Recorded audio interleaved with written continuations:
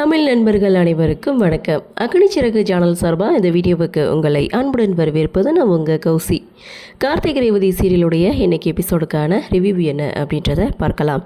அதுக்கு முன்னாடி இது வரைக்கும் நம்ம சேனலை நீங்கள் சப்ஸ்கிரைப் பண்ணலைன்னா பண்ணிக்கிறங்க.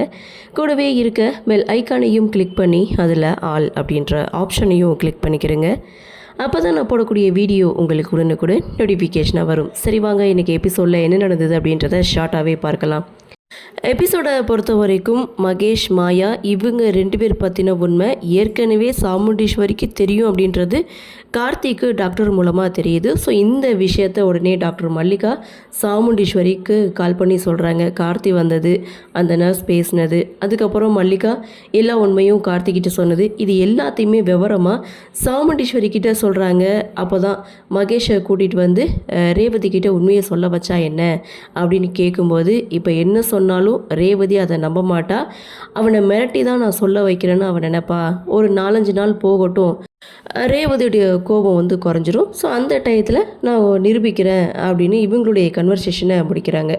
அப்படியே சீனை கட் பண்ணால் சந்திரா மாயாவுக்கு கால் பண்ணுறாங்க. மகேஷ் கிடச்சானா, என்னாச்சு அப்படின்னு சொல்லி டீட்டெயில் கேட்குறாங்க. மாயாவும் மகேஷ் என்ன கிடைக்கல, எனக்கு என்னவோ அந்த டிரைவர் தான் கடத்திருப்பான்னு தோணுது அப்படின்னு சொல்ல, மகேஷ் காணும்னு சொல்லிட்டு நீ அங்கே தவிச்சிட்ருக்க, ஆனால் இங்கே அந்த டிரைவருக்கும் ரேவதிக்கும் ஃபர்ஸ்ட் நைட்டுக்கு ஏற்பாடு பண்ணிகிட்ருக்கா எங்கள் அக்கா அப்படின்னு சொல்லி இந்த விஷயத்த மாயா கிட்டே சொல்கிறாங்க. இது நடக்கவே கூடாது, நீ உடனே ரேவதிக்கு கால் பண்ணி அவகிட்ட கொஞ்சம் பாவமாக பேசு, அப்போ தான் வந்து மகேஷை சீக்கிரம் கண்டுபிடிக்க முடியும், இவங்க 2 பேருக்கும் இடையில் நடக்கக்கூடிய அந்த ஃபர்ஸ்ட் நைட்டை வந்து தடுக்கவும் முடியும் அப்படின்னு சொல்லிட்டு ஃபோனை கட் பண்ணுறாங்க. அடுத்த செகண்ட் மாயா ரேவதிக்கு கால் பண்ணுறாங்க. ரேவதியும் மகேஷை பற்றி விசாரிக்கிறாங்க. ஆனால் மகேஷ் கிடைக்கல அப்படின்னு சொல்லிட்டு அந்த டிரைவர் தான் மகேஷை கடத்தி வச்சுருக்கணும் அப்படின்னு மாயா ரேவதி கிட்ட சொல்ல, எப்படியாவது அவங்கிட்ட பேசி மகேஷை வந்து விடுவிக்க சொல்லு, நாங்கள் எங்கேயாவது போய் பொழைச்சிக்கிறோம் அப்படின்னு சொல்லி ரேவதி கிட்ட ஹெல்ப் கேட்குறாங்க. ரேவதியும் நீங்கள் ஒன்றும் கவலைப்படாதீங்க, எப்படியாவது நான் மகேஷை வந்து அனுப்பிச்சி வச்சிட்றேன் அப்படின்ற மாதிரி ரேவதியுடைய கன்வர்சேஷனை முடிக்கிறாங்க. அப்படியே சீனை கட் பண்ணால் சாமுண்டீஸ்வரி, கார்த்தி இவங்க 2 பேருடைய கன்வர்சேஷன். ஏற்கனவே உங்களுக்கு உண்மை தெரிஞ்சும் எதுக்காக இந்த கல்யாணத்தை நிறுத்தலை, இந்த உண்மையை பற்றி ஏன் ரேவதி கிட்டே நீங்கள் சொல்லலை, அப்படி சொல்லியிருந்தா ரேவதியே இந்த கல்யாணத்தை தடுத்து நிறுத்திருப்பாளே அப்படின்னு கார்த்தி சாமுண்டீஸ்வரி கிட்டே கேட்குறாங்க. அப்போ தான் சாமுண்டீஸ்வரி தன்னுடைய பிளான் என்ன அப்படின்றத கார்த்திகிட்ட சொல்கிறாங்க. இந்த விஷயத்தை ரேவதி கிட்ட சொல்லியிருந்தா கல்யாணத்தை நிறுத்திருப்பா, ஆனால் மண்டபத்தில் ஒரு கிளவி சுற்றிட்டு தெரிஞ்சால அவளுடைய பேரை இவ கழுத்தில் தாலி கட்டியிருப்பா, அப்புறம் நான் போட்டதே வேஸ்ட்டாக போயிடும், அதனால தான் நான் அவகிட்ட உண்மையை சொல்லலை, இது எல்லாமே நல்லதுக்கு தான் அப்படின்னு சொல்லி இவங்களுடைய கன்வர்சேஷனை முடிக்கிறாங்க. இந்த பக்கம் ராஜராஜன், மயில் வாகனம் இவங்க 2 பேர்கிட்டையும் கார்த்தி டாக்டர் சொன்ன விஷயம் ஃபுல்லாகவே டீட்டெயிலாக வந்து சொல்லி முடிக்கிறாங்க.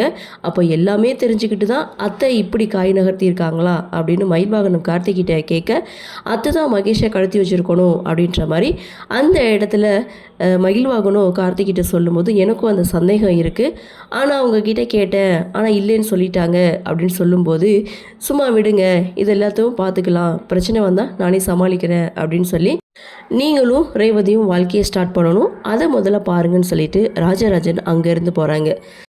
இந்த பக்கம் ரேவதி, ஸ்வாதி, ரோகிணி இவங்க 3 பேருடைய கன்வர்சேஷன் அப்படின்னு பார்க்கும்போது ரேவதி சைலண்ட்டாக உட்காந்துட்டு இருக்காங்க. அம்மா இப்படி பண்ணுறாங்களே, அவங்களுக்கு கொஞ்சம் கூட மனசாட்சியே இல்லையா அப்படின்னு சொல்லி ரோகிணி, ஸ்வாதி 2 பேருமே ரேவதிக்கிட்டே பேசிகிட்டு இருக்காங்க. கரெக்டாக அந்த சமயம் சாமுண்டீஸ்வருடைய என்ட்ரி.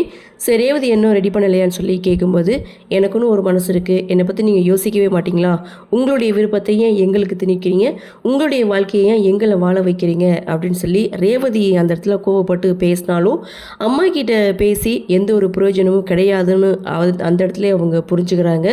ஸோ உடனே இப்போ என்ன, நான் அதுக்கு ரெடி ஆகணும் அவ்வளோதானே, சரி ஒரு 4-5 புடவை எடுத்துகிட்டு வந்து இதில் எந்த புடவை நான் கட்டிக்க, அதை நீங்களே செலக்ட் பண்ணிட்டு போங்க அப்படின்னு சொல்ல, சாமுண்டீஸ்வரியும் பார்த்தீங்கன்னா ஒரு புடவையை செலக்ட் பண்ணி கொடுத்துட்டு அங்கேருந்து போகிறாங்க.